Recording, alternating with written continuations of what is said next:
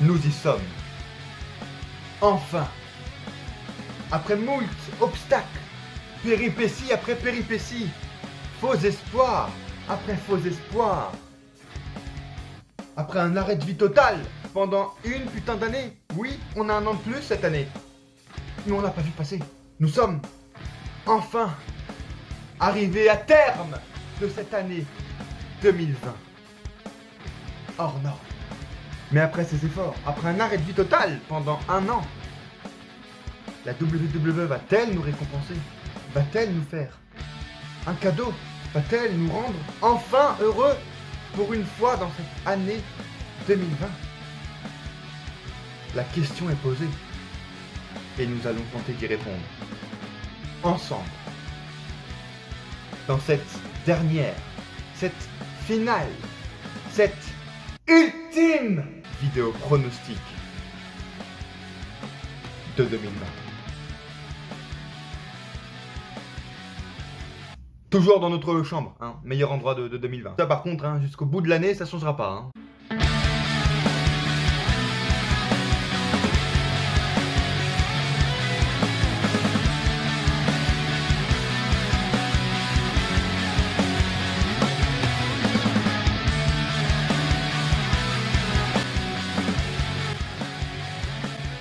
Alors qu'un rayon de soleil apparaît en face de moi parmi des gros nuages noirs, ce qui explique la luminosité de cette putain de vidéo. Cela pourrait être une métaphore pour le cas de ce dernier pay-per-view WWE TLC 2020, parce qu'il le faut en fait, c'est une nécessité. On est désormais, qu'on le veuille ou non, c'est un fait, à un mois du Royal Rumble 2021. On ne sait toujours pas s'il y aura des publics, comment sera la situation après, est-ce qu'il y aura toujours le Covid en fin janvier? Est-ce que moi je serai toujours en cours? Parce que oui, c'est encore un gros bordel. J'ai passé des partiels, d'ailleurs c'est pour ça que j'étais absent sur les réseaux, parce que j'ai passé plein de partiels durant la semaine d'avant. Voilà, la semaine du 9-10 là. Je sais toujours pas, est-ce que je vais toujours être en cours l'année prochaine? Est-ce que je serai déjà en présentiel de une? Et est-ce que je serai toujours en cours après? Parce que si je ne trouve pas de patron avant février, on me vire de l'école. C'est simple. Donc après un an et demi, ce serait quand même la meilleure enculade du monde de se faire virer alors que tu cherches un patron depuis un an et demi. Ça représenterait la France, on va dire. Mais bon, on a besoin en fait que TLC soit bon et ils ont la possibilité de faire un truc pas mal en fait. Parce que, voilà, on est à un mois du Rumble et il faut déjà commencer à construire la road to Royal Rumble. Et pour construire la road to WrestleMania, j'ai envie de dire, pour qu'on ait un bon WrestleMania et pour qu'on ait un bon Rumble chaque année, pour moi, bon, ça doit être normalement un travail de longue haleine sur toute l'année, de construire des bonnes superstars, de construire des bonnes storylines pour qu'elles arrivent à terme au Rumble ou qu'on ait de la hype Rumble ou à Mania, même si on a toujours une hype naturelle pour le Rumble. Mais pour que voilà, le Rumble soit de bonne qualité, de bonne facture, avec des bonnes storylines, etc., de la hype, il faut que WWE commence à construire sa carte.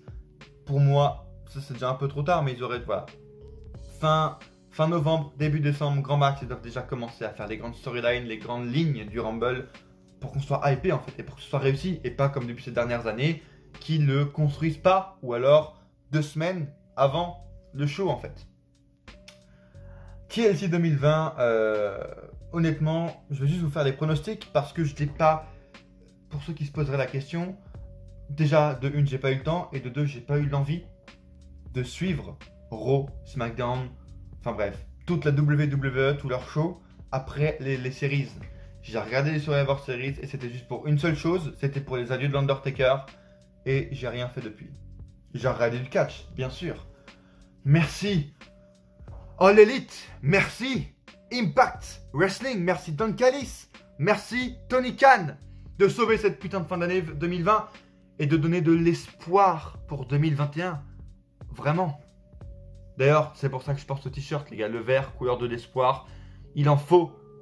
Parce que 2021 amène de l'espoir à notre future vie, à la future situation du catch, du monde. Il faut de l'espoir.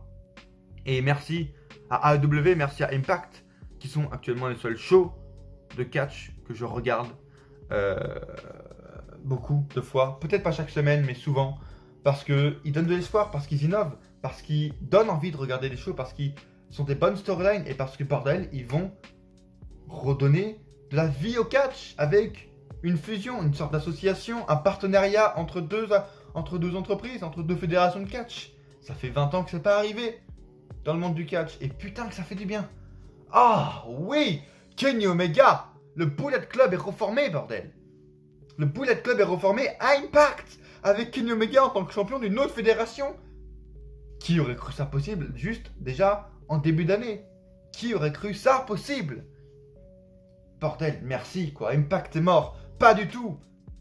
Depuis leur show Slammiversary et même bien avant, je suis content d'avoir supporté Impact depuis ce temps-là, depuis 1 an et demi maintenant, qui commence à revivre, à ressortir à tête de l'eau avec voilà, des superstars qui, Sami Callihan, etc., Tessa Blanchard qui n'y est plus, mais qui ont vraiment sauvé, qui ont sorti de la tête de l'eau à Impact ces derniers mois.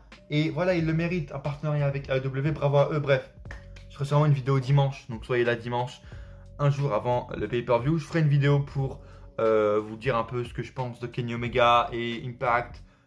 Keith Lee qui doit aller se réentraîner au Performance Center. Enfin bref, je vous redirai tout ça dans une vidéo. Soyez présents. Bon bref, pour en revenir à WWE au final, voilà, dimanche c'est le pay-per-view. Je savais pas la veille en fait. Hier, aujourd'hui on est le 17. J'ai appris hier soir qu'il y avait TLC dimanche. C'est pour vous dire l'importance que je porte. C'est pour vous dire la pertinence, l'importance quand en fait c'est show on en fait. Je regarde les résultats chaque semaine, hein, ce qui se passe avec Reigns, avec McIntyre, tout ça, Lana. Bah oui, c'est bien, mais ça fait pas avancer les choses. C'est bien, mais c'est pas ça qui va me redonner envie. Et c'est pas ça, apparemment, qui redonne envie à personne de regarder, de reprendre Raw, en fait. Avec 1,5 million, pire audience de l'histoire de Monday Night Raw, encore une fois, cette semaine. Comment vont-ils sortir la tête de l'eau? TLC 2020 pourrait être un espoir, parce qu'on a quand même une bonne carte. Quand je regarde ici, on a de bons possibles main event. Drew McIntyre et Jay Styles. Roman Reigns face à Owens en TLC. La revanche d'il y a 2-3 ans où ils étaient en TLC. Ça me fait chier pour Owens parce qu'on sent que c'est un putain de challenger de transition, Kevin Owens, alors qu'il devrait être déjà depuis 1 an champion de la WWE. Bref. On sent voilà, qu'il ne va rien se passer pour Kevin Owens après ce match. Sasha Banks, Carmella, Nia Jax, Shayna Baszler avec Asuka et une adversaire inconnue. Inconnue mais assez connue, je pense. Bref, 3 heures, je pense que ça va durer 3 heures et qui peuvent nous offrir un bon spectacle et de l'espoir pour 2021 parce que honnêtement, on en a besoin. Et honnêtement, putain, pour relancer la machine, tu veux relancer ton audience, fais des trucs pertinents et ça fait des années qu'on répète ça, qu'on demande ça en fait à la WWE, juste de la pertinence dans ces storylines, comme fait AEW, comme fait Impact. Très très bien ces dernières semaines, ces derniers mois. Et c'est pour ça qu'il marche autant, c'est pour ça que Impact arrive à titiller le million de téléspectateurs chaque semaine désormais. C'est simple. La storyline, la liberté créative, donner aux fans ce qu'ils veulent. Il y a 2 ans pile, vous vous en rappelez du speech où il y avait Vince, Triple H, toute l'autorité sur le ring. On va vous donner ce que vous voulez. C'est vous qui décidez. 2 ans plus tard, on en fait le constat. Je sais pas si j'avais fait une review de Raw pour ce show, mais bon.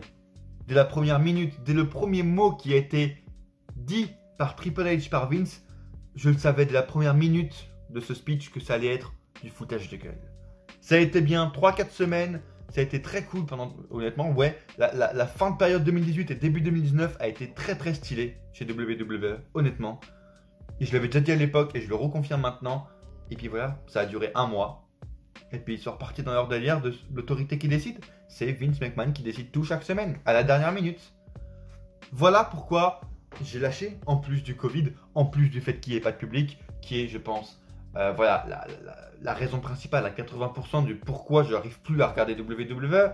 Et les 20% qui restent, c'est les bookings. En fait, j'ai fait une overdose, j'en peux plus. J'arrive plus à me mettre dedans. Et honnêtement, j'ai essayé, encore une fois, comme pour après SummerSlam, comme pour là au Survivor Series où je vous ai dit que j'allais... J'ai essayé de retenter de reprendre.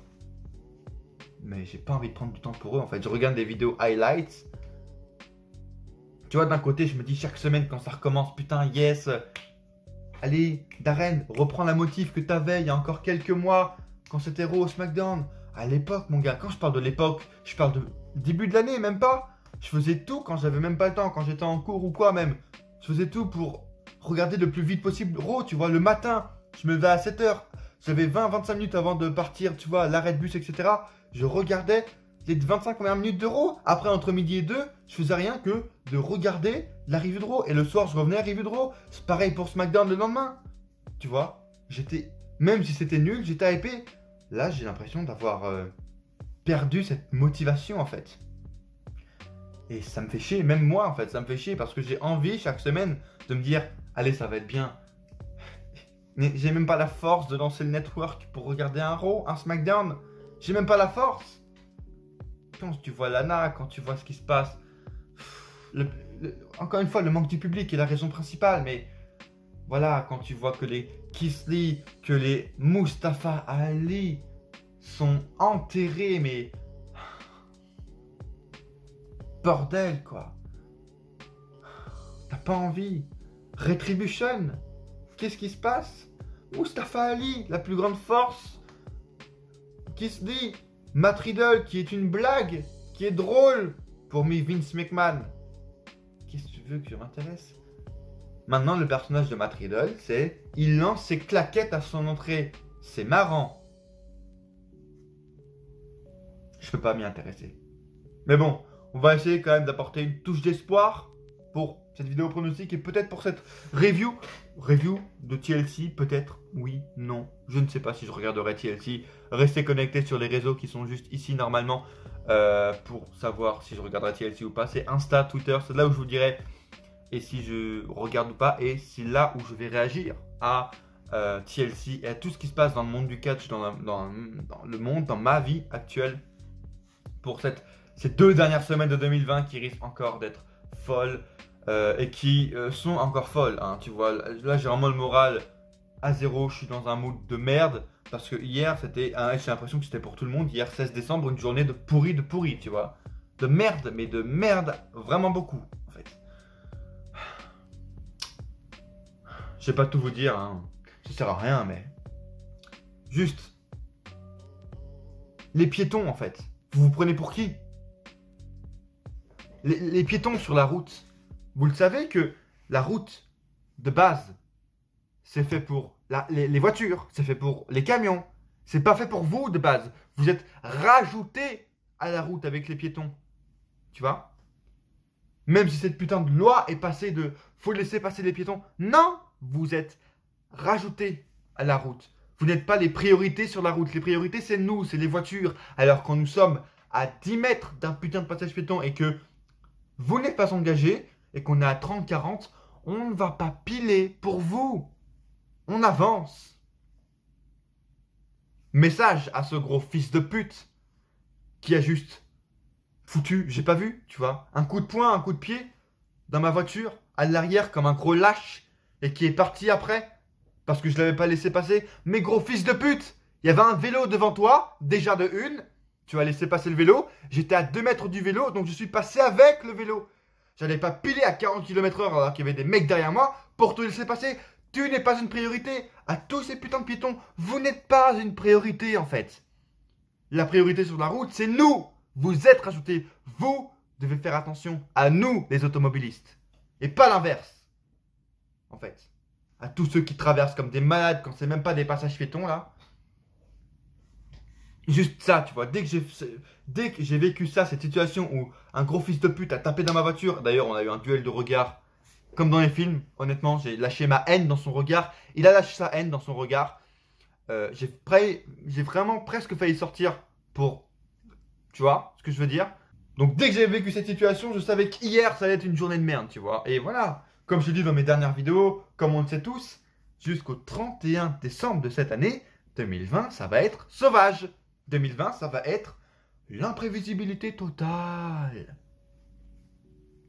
Je sais pas ce qui va se passer. Aujourd'hui, 17 décembre 2020. Est-ce que déjà la vidéo va sortir aujourd'hui? Je l'espère.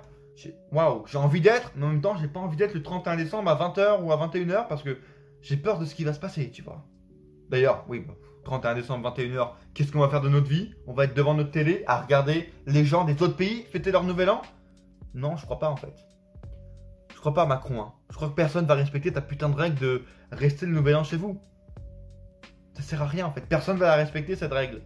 Tous les pays sont en train de le fêter. Pourquoi nous on n'aurait pas le droit? Alors qu'on fête le 25. Tu portes tes couilles, tu annules le 25 aussi. Sinon, ça sert à rien. Donc bon, bref. Oui, d'ailleurs, désolé pour la posture. Hein, je suis en train de me résumer 2020. Hein. Pas les couilles. Juste. Voilà, résumé 2020. Je me pose mal, mais résumé 2020. Hein, vraiment pas les couilles. Vidéo. Every Catch, sûrement dimanche, un jour avant TLC, review peut-être de TLC, du coup on verra. Restez connectés Twitter et Instagram. Instagram, j'essaie d'être présent ces derniers jours, ces dernières semaines. Encore une fois, ces dernières semaines, j'étais pas chez moi, j'ai profité de ma famille, voilà, comme je vous l'ai dit d'ailleurs sur Twitter et Insta si vous me suiviez. Donc j'ai pas été très présent, je vais essayer de faire des trucs pour 2021 sur Insta. Vraiment, c'est mon projet de faire vraiment des projets spéciaux qui sortiront seulement sur Insta, tu vois, des petits IGTV ou des petits Reels ou je sais pas, ça peut être intéressant. Donc suivez-moi sur Insta, je vais essayer de faire des trucs sympas, tu vois. Si je suis pas présent sur YouTube ou Twitter, je vais essayer d'être très présent sur Insta avec des vidéos uniques pour Insta. Donc allez me suivre, Darren-du-bas AHC sur Instagram, Darren Iscatch sur Twitter et sur Facebook, et abonnez-vous bien sûr à cette chaîne Darren Iscatch. YouTube 2021, ça va être sauvage. Encore une fois, je vous le dis, soyez prêts. Il y a plein de projets qui arrivent. Sûrement aussi fin d'année, peut-être des sortes de top 10, même si j'ai pas suivi grand chose. Mais peut-être top 10 de l'année 2020, des peut-être meilleurs matchs, des peut-être meilleurs combats, de ce qui est ressorti en positif de cette année pour finir quand même cette année 2020 sur une note positive. On va faire peut-être des vidéos positives pour cette année 2020 et des projets pour l'année 2021. Donc abonnez-vous et activez la cloche. Important, si vous n'activez pas la cloche, c'est comme si vous n'êtes pas abonné. Donc regardez, prenez 2 secondes là, regardez en bas, et si vous n'avez pas activé la cloche, faites-le maintenant. Et on va directement entamer cette partie pronostic de la vidéo avec un match qui me hype beaucoup, tu vois, à part les 2 autres main events. Le New Day affronte le Hurt Business, donc représenté par Cedric Alexander et Shelton Benjamin pour les titres par équipe de Raw. Ok, il n'y a aucune importance pour les titres par équipe de Raw. Ok, on s'en bat les couilles. La division par équipe, on s'en fout. Ça le montre encore ce soir parce qu'il y a seulement un match par équipe dans ce show. Mais ok, c'est cool, tu vois. New Day, déjà face à Hurt Business, ça va être un match, je pense, très quali, très quali. Et en plus, putain, c'est super cool. Enfin, une nouvelle équipe, tu vois, dans la division par équipe qui a une chance pour les titres. Et là, c'est Cedric Alexander et Shelton Benjamin qui est vraiment un des catcheurs qui mérite le plus depuis 4 ans qu'il est revenu. Il a fait quoi, Shelton Benjamin? Apparaître avec Chad Gable. Le pauvre a rien fait, tu vois. Il a eu aucune opportunité au titre intercontinental ni WWE, alors qu'il l'aurait clairement mérité et qu'il l'aurait clairement dû. Un peu comme John Morrison. Mais bon, bref. Très content pour Shelton Benjamin et Cedric Alexander. Déjà parce que ça va être un super bon match. Et parce qu'il mérite. Et enfin du 109, tu vois, dans la division par équipe. Enfin, une nouvelle équipe. Et pour relancer 2021, pour relancer un peu l'intérêt dans cette division par équipe à Raw ou à SmackDown, super cool pour Shelton Benjamin et Cedric Alexander. Il faut qu'ils prennent les titres, ces deux-là, il faut clairement qu'ils gagnent ce match. Ça peut être cool. Les titres leur iront vraiment bien avec en plus Bobby Lashley qui est champion US. Vraiment, ce serait la faction dominante de la WWE. Clairement, en plus, ils méritent. Putain, Shelton Benjamin et Cedric Alexander, c'est une équipe hyper originale et de personnes qui méritent de gagner quelque chose depuis longtemps, qui méritent un push depuis longtemps. Et là, enfin, il leur a fallu attendre 4 ans, mais enfin, Shelton Benjamin est dans la main event card d'un show et pour un titre en plus en jeu. Donc, c'est beau pour lui. Même si j'ai pas suivi la storyline, je suis quand même hypé pour ce match. Là, pour le prochain, j'ai pas suivi la storyline, mais je suis pas hypé, hein, quand même, tu vois. Ni de loin, ni de près, ni de nulle part. Sasha Banks affronte Carmella pour le titre de SmackDown. Je n'en ai rien à foutre, en fait, parce que Carmella, depuis qu'elle s'est repackagée, qu'elle a reformé sa gimmick bizarre, maintenant c'est redevenu une diva à la Kelly Kelly, alors qu'en mode face, brune ou blonde, là, quand elle était face avec R-Truth, elle était super bien, elle n'avait pas besoin à ce moment de changer en fait. Là de ce que je vois c'est vraiment la bimbo machin diva, c'est pas intéressant en fait. En plus elle a un nouveau theme song, à ce que je sais elle a plus Fabulous. Pourquoi repackager? Personne n'est derrière Carmella, personne n'a aucun momentum, elle a aucun momentum déjà et personne n'a d'intérêt avec elle, tu vois, parce que personne, j'ai l'impression, ne se reconnaît en elle, personne n'a, même si c'est une heal, tu vois, personne n'a d'intérêt pour ce personnage, donc ça marchera pas. En plus, c'est une challenger de transition parce que Sasha Banks restera championne jusqu'à WrestleMania, c'est clair et net, parce que en plus déjà il n'y a personne pour l'affronter, de une. Et puis pourquoi lui faire perdre le titre? Déjà ça fait du bien que Sasha Banks ait un long règne en tant que championne. C'est cool pour elle. De ce que je vois de loin, elle a l'air de bien se débrouiller. Voilà, elle montre enfin ses capacités en tant que championne. Elle le mérite. Elle est face, ça me fait chier parce qu'elle aurait dû être pure heel en tant que championne depuis son retour. Mais bon, bref. C'est comme ça. Oui, qu'est-ce que vous voulez? Je parie sur un 10 minutes. Une fausse fin où il y aura peut-être une revanche au Rumble. Parce que c'est souvent ça. Il y a souvent une revanche au Rumble du match Chelsea. Donc il y aura sûrement une revanche au Rumble entre Banks et Carmella pour les titres. Je suis content de ne pas avoir suivi en fait cette storyline parce qu'elle ne me donne pas envie en fait. Elle me dégoûte du catch féminin. Encore une fois, l'intérêt qui porte au catch féminin. Encore une fois, une des erreurs principales qui explique la baisse d'audience, qui explique la baisse d'intérêt envers la WWE. Leur division féminine, le titre féminin de Raw n'est pas défendu par exemple. Parce que Asuka, la championne d'Euro, futur match, affronte Shayna Baszler et Nia Jax pour les titres par équipe de féminin. Enfin bref, pourquoi c'est Asuka? Qu'est-ce qu'elle a? Pourquoi Asuka d'ailleurs est menée à Lana? Parce que tout ça, ça fait référence à Lana. Enfin, je pense que vous le savez avec Lana qui maintenant est face, qui maintenant, voilà, elle gagne face à Nia Jax. Oh là là, oh là là, la anti machin, elle est trop forte. Regardez, elle se débrouille, elle est courageuse. Oh là là, c'est vraiment David contre Goliath avec Nia Jax.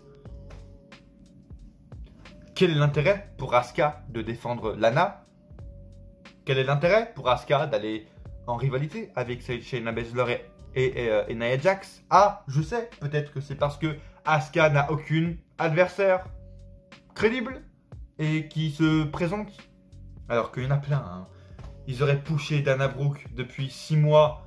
La meuf aurait pu être la top face de Raw ou de SmackDown. Shayna Baszler est juste devant vous et attend depuis WrestleMania son titre de Raw entre ses hanches. Vous attendez quoi? Qu'est-ce qu'elle va aller se foutre avec être en équipe avec Nia Jax et défoncer le bras de Lana chaque semaine? Alors encore une fois, si on peut retirer un point positif, c'est que elle se montre forte. Apparemment, elle est montrée forte dans cette rivalité, donc ok, c'est cool. Mais non, elle mérite juste d'aller défoncer Asuka et de lui prendre le titre en fait. Je me rappelle encore à l'époque où elle avait été montrée super forte au Chamber, elle avait éliminé les 5 superstars, ses 5 adversaires du Chamber en 10 minutes je crois, pour rien au final, pour perdre un petit paquet en 3 minutes face à Becky Lynch. J'ai jamais compris ce mouvement. Mais oh là là, Lana devait être l'adversaire de Asuka, mais oh là là, elle est blessée en storyline évidemment, donc oh là là là là, ça ramène encore plus de momentum et les fans sont encore plus derrière Lana, ce qui est totalement faux. Pourquoi? Je ne m'intéresse pas d'ailleurs, si vous voulez savoir pourquoi je fais que critiquer sur Twitter le fait que Lana c'est de la merde, parce que c'est vraiment impersonnel. Ils ont décidé de la pusher comme ça du jour au lendemain parce que ils avaient aucune face, alors qu'ils en ont plein évidemment, mais ils avaient aucune face et parce que bon. Parce que je sais pas pourquoi il avait envie de la pusher comme ça. Et puis c'est très impersonnel, tu vois, le fait que ce soit David contre Goliath, ils auraient pu faire ça avec Mandy Rose. Ils l'ont d'ailleurs déjà fait, je pense, avec Sonya Deville quand elle était toute seule face à plusieurs. Ils auraient pu le faire avec Dana Brooke, enfin bref, avec plein de faces, avec plein de mecs, de meufs différentes. Donc c'est très impersonnel, cette façon de pusher, de construire une babyface. Et puis on n'a aucun intérêt. Pourquoi? On ne sait toujours pas d'intérêt de comment elle a passé du heel à face. Du heel à une face en fait. Parce qu'elle se fait passer chaque semaine à travers une table, ok, mais pourquoi elle se fait passer chaque semaine à travers une table par Nia Jax? En fait, moi je suis pas intéressé par cette storyline et je n'aime pas Lana de base parce qu'elle ne sait pas catcher et que ce soit en face ou en heel d'ailleurs, elle ne sait pas catcher. Donc je ne suis pas intéressé en fait. Alors qu'ils ont surtout plein de talents à côté à pusher comme Dana Brooke. Oui, Dana Brooke est un talent, comme Mandy Rose, Bianca Belair du côté de SmackDown, Lacey Evans, Peyton Royce. Peyton Royce devait être, putain, dans un monde parfait, si on devrait... Et je vais en faire un jour, c'est un des projets qui attend depuis longtemps, de un peu visualiser le futur de la WWE, qu'est-ce que pourrait être, qu'est-ce que pourrait faire WWE, etc. C'est un des gros projets que j'ai pour cette année, mais qui n'a pas été réalisé pour plusieurs raisons. J'espère le faire en 2021. Mais par exemple, WrestleMania déjà, Shayna Baszler championne, et boum, tu nous construis un gros visage, et je l'avais déjà dit d'ailleurs aux séries, mais bon bref, tu nous construis par exemple Peyton Royce pendant plusieurs semaines, et boum, un gros pay-per-view genre séries ou TLC à la fin, en mode oh putain, là on s'y attend pas, Shayna Baszler, Peyton Royce, tu vois, pour le titre de Raw, et là, elle aurait tellement été bien construite que oh mon dieu, on s'aurait dit putain, pour la première fois depuis WrestleMania, Peyton Royce, on se dit, elle peut prendre le titre à Shayna Baszler, tu vois. Ils auraient pu faire la même avec Lana, comme je l'avais dit au Survivor Series, si vous avez regardé ma vidéo, avec Lana, avec Liv Morgan, pardon. De mettre en avant une femme qui ne sait pas catcher juste parce qu'elle a un gros boule et parce qu'elle a 3 millions qui la suivent, 3 millions de personnes qui la suivent sur Instagram, parce qu'elle a un TikTok qui marche, parce que elle a des formes qui marchent chez WWE, tout simplement en fait. Il n'y a pas d'autre chose, il n'y a pas d'autre raison derrière. Vraiment, je cherche la raison de pourquoi Lana est pushée. Pourquoi Lana est pushée face aux autres en fait. Je trouve qu'elle est... Ouais, c'est très impersonnel, c'est très... On a la push parce qu'il faut la pusher, tu vois.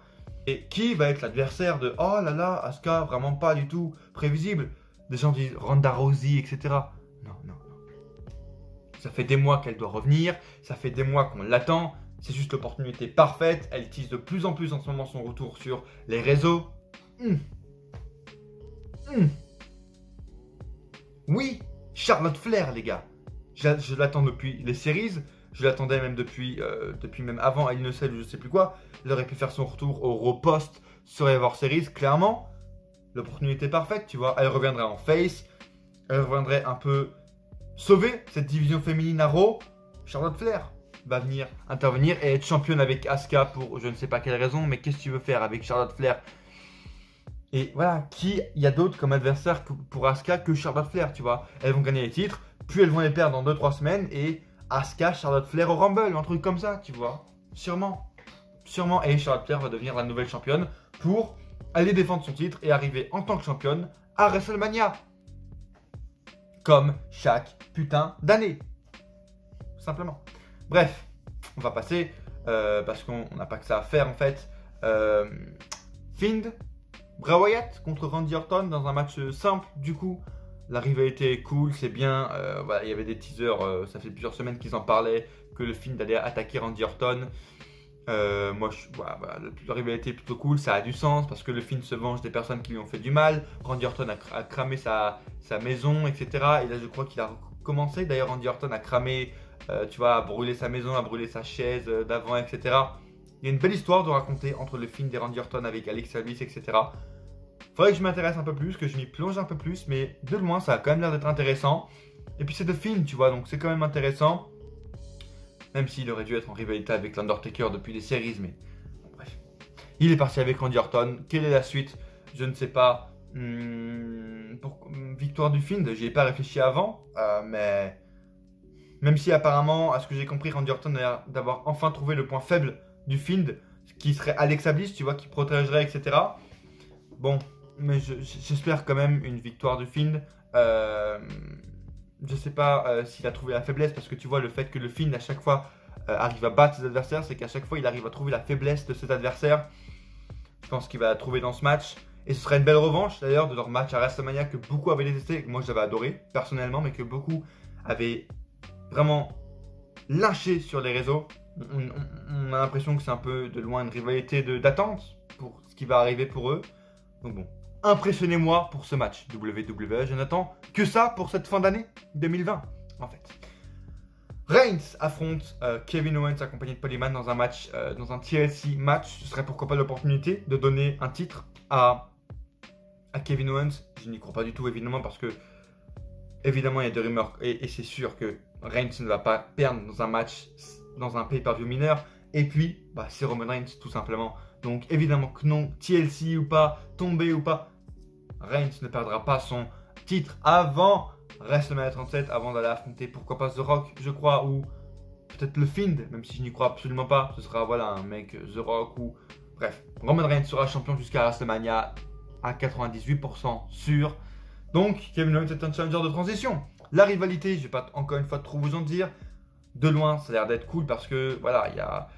avec Jey Uso, il y a toujours l'histoire de famille avec Jey Uso et Reigns, mais Jey Uso est aussi en rivalité avec Owens pour défendre du coup son cousin et sa tribu voilà, avec le chef Reigns, etc. Donc assez intelligent comme storyline.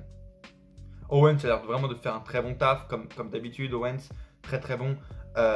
J'ai pas de doute sur ça. Je pense que le match peut être vraiment très cool, comme on avait eu à l'époque en 2017-2018 avec Reigns, Jericho et tout. Ça peut vraiment donner du bon catch, surtout un TLC match. Vraiment, régalez-nous. Régalez-nous. Owens, régale-nous avec des trucs à travers la table et tout. Vraiment, les gars, faites des bons spots. C'est le dernier show de l'année. Régalez-nous. Et bien sûr, victoire de Reigns à la fin, qui gagne sûrement avec l'aide de Jey Uso, tu vois. S'ils font ça, par contre, ça va commencer à devenir répétitif. Si Reigns gagne grâce à Jey Uso, ça va commencer à devenir répétitif. Voilà. Ou alors il perd à cause de Jey, ça m'étonnerait fortement. Moi, je fais une intervention de Jey pour aider Roman Reigns. Ce serait répétitif par rapport aux séries, mais voilà, pour construire, pour faire gagner Reigns en tant que heel, pourquoi pas ça, en fait, simplement. Ouais, peut-être pourquoi pas le main event, ça ne m'étonnerait pas que ce soit le main event. Si c'est pas ça, le main event, de toute façon, sera McIntyre face à AJ Styles. Encore une fois, un TLC match. Ou alors, voilà, un opener, Owens Reigns en opener et l'autre en main event. Je pense qu'ils feront un truc comme ça, peut-être. Bref. McIntyre, AJ Styles, j'ai rien vu de la rivalité, je veux juste être surpris de la part de la WWE. Écoutez, AJ en challenger dans un pay-per-view mineur, ça m'a l'air d'être bizarre. Ils ont fait apparemment, à ce que j'ai vu, une sorte de tournoi qui a duré 2 semaines. Mais bon, c'est quand même à leur mérite. Un tournoi pour désigner le challenger numéro 1. Et c'est AJ Styles apparemment qui a gagné face à Orton, face à Riddle, etc. Bon, bah je sais pas où ça va mener en fait ça, le fait que AJ Styles soit soit challenger pardon, et je pense pas qu'il va aller remporter le titre. Ça m'étonnerait, très content d'ailleurs pour Drew McIntyre qu'il soit encore champion, qu'il soit encore en avant. S'il reste encore champion à ce show, et je pense qu'il va aller gagner ce match dans ce pay-per-view TLC, le gars, ça encore le Rumble, etc. Ça fera une bonne année que le mec aura été champion quoi. Et c'est cool pour lui, le mec mérite, putain. Et moi, je vois pas ça. Parce que je suis con. Parce que j'arrive pas à suivre Raw et que j'arrive pas à me remettre. Et je suis en train de rater tout ce que j'attends depuis 10 ans, c'est-à-dire un Drew McIntyre au sommet en tant que champion de la WWE qui domine le catch, en fait, le monde du catch. Et moi, je rate ça. Et bon, j'arrive pas à me remettre dedans. Je vois des segments de Drew McIntyre et voilà, de ce que je vois. Même si, quand même, je vais essayer de tout rattraper de tout ce que j'ai raté du règne de Drew McIntyre. Parce que j'ai envie, parce que c'est quand même Drew McIntyre et que j'attends ça depuis des années. Mais de ce que je vois, de tous les segments highlights, etc. sur YouTube, le mec fait vraiment le taf, fait très bon taf. C'est le nouveau visage de la WWE, très clairement. Donc oui, honnêtement, ça va sûrement être un bon match. McIntyre va sûrement le remporter. Est-ce qu'il y aura une triche avec Omos, le gars de AJ Styles, qui va l'accompagner? Je ne sais pas. Je ne sais pas comment va se dérouler le match, je ne sais pas. 50-50 booking, et qui a été mis en avant? Je crois que c'est AJ qui a été mis en avant dans les weekly, donc je pense que McIntyre va les remporter. Est-ce qu'il y aura un match revanche? Qu'est-ce qui attend AJ? Qui est le futur challenger d'ailleurs de Drew McIntyre? C'est ça la vraie question en fait. Est-ce que AJ va avoir un match revanche? Ce qui est clairement possible au Rumble, parce que comme je vous l'ai dit avant, chaque année il faut un match revanche. Ou est-ce qu'il y aura un nouveau challenger? Mais si oui, qui? Tu vois, est-ce que ce sera Keith Lee? Ce qui m'étonnerait. Sinon, un petit Matt Riddle, mais également Matt Riddle qui n'est plus du tout en haut de l'affiche. Et d'ailleurs, Vince qui ne voit pas du tout Matt Riddle en tant que main eventer. Donc, je sais pas. Honnêtement, je sais pas. Là, de tête, je vois. Ouais, je vois. Il y a beaucoup de gens, mais personne n'est assez pushé pour être challenger de Drew McIntyre. Donc, écoutez, on verra qu'est-ce qui va advenir. Ou pourquoi pas Lesnar. Lesnar qui revient, bref. Et je pense que TLC va se terminer sur une note positive et qu'il le faut de toute façon que WWE nous fasse plaisir et nous donne vraiment ce qu'on a envie et nous donne du bon catch pour ce dernier pay-per-view de l'année 2020. Enfin. Laissez vos pronostics en commentaire, ceux qui le font à chaque fois, je vous remercie. Comme ça pour qu'on débatte, pour qu'on se dise pourquoi tu as fait ça, pourquoi tu as choisi lui, qu'est-ce que tu crois, pourquoi il va gagner lui. Vraiment, vos pronostics en commentaire, cette chaîne est faite pour ça, ces vidéos sont faites également pour ça. Suivez-moi sur Twitter et Insta pour si je regarde le pay-per-view en direct, que je réagisse avec vous sur Twitter et sur Instagram, bien sûr. Et puis voilà. Merci de m'avoir suivi. Restez connectés sur YouTube, vraiment. Il peut arriver encore plusieurs choses, même si c'est la fin de l'année et qu'il reste 2 semaines, il peut arriver plusieurs choses sur cette chaîne YouTube, les gars. Et à coup sûr, on se retrouve dans une prochaine vidéo. Ou pas.